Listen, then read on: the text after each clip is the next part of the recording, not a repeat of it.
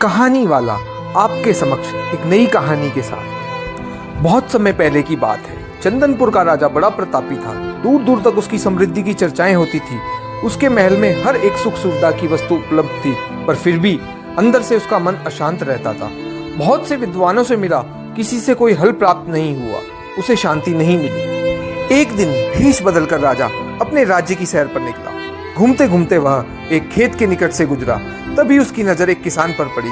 किसान ने फटे पुराने वस्त्र पहने हुए थे और वह पेड़ की छांव में बैठकर भोजन कर रहा था।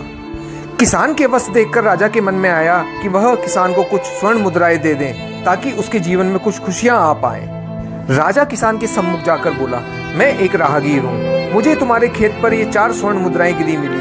चूंकि यह खेत तुम्हारा है, इसलिए यह मुद्राएं तुम ही रख लो। किसान ने कहा, ना ना सेठ जी, ये मुद्राएं मेरी नहीं है, इसे आप ही रखें या किसी और को दान कर दें, मुझे इनकी आवश्यकता नहीं है। किसान की यह प्रतिक्रिया राजा को बड़ी अजीब लगी।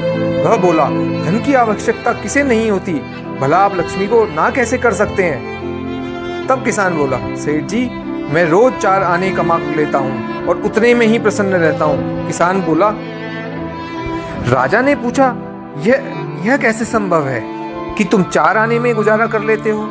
किसान बोला, सेठ जी, प्रसन्नता इस बात पर निर्भर नहीं करती कि आप कितना कमाते हैं या आपके पास कितना धन है। प्रसन्नता उस धन के प्रयोग पर निर्भर करती है। फिर राजा ने पूछा, तो तुम इन 4 आने का क्या क्या कर लेते हो। किसान भी बेकार की बहस में नहीं पड़ना चाहता था। उसने आगे बढ़ते हुए उत्तर दिया, एक 4 आनों में से मैं कुएं में डाल देता हूँ, दूसरे से कर्ज चुका देता हूँ, तीसरा मैं उधार दे देता हूँ और चौथा मिट्टी में गाड़ देता हूँ। राजा सोचने लगा, उसे यह उत्तर समझ नहीं आया। वह किसान से इसका अर्थ पूछना चाहता था, पर वह जा चुका था। बहुत खोजबीन के बाद राजा किसान के घर पहुंचा और उसने अपना सारा परिचय दिया। मैं तुम्हारे उत्तर से प्रभावित हूं और तुम्हारे 4 आने का हिसाब जानना चाहता हूं। बताओ, तुम अपने कमाए 4 आने किस तरह से खर्च करते हो जो तुम इतना प्रसन्न और संतुष्ट रह पाते हो। राजा ने प्रश्न किया।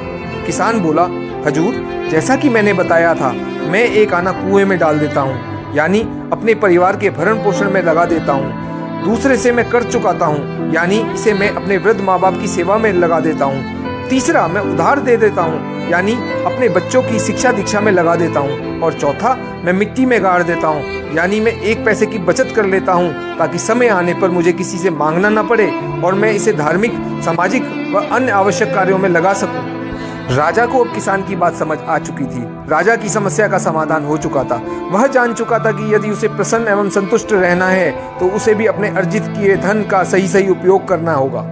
देखा जाए तो पहले की अपेक्षा लोगों की आमदनी बढ़ी है, पर क्या उसी अनुपात में हमारी प्रसन्नता भी बढ़ी है। पैसे के मामले में हम कहीं ना कहीं गलती कर रहे हैं। जीवन को संतुलित बनाना जरूरी है और इसके लिए हमें अपनी आमदनी और उसके इस्तेमाल पर जरूर गौर करना चाहिए। नहीं तो भले हम लाखों रुपए कमा लें, फिर भी प्रसन्न एवं संतुष्ट नहीं रह पाएंगे। राधे राधे।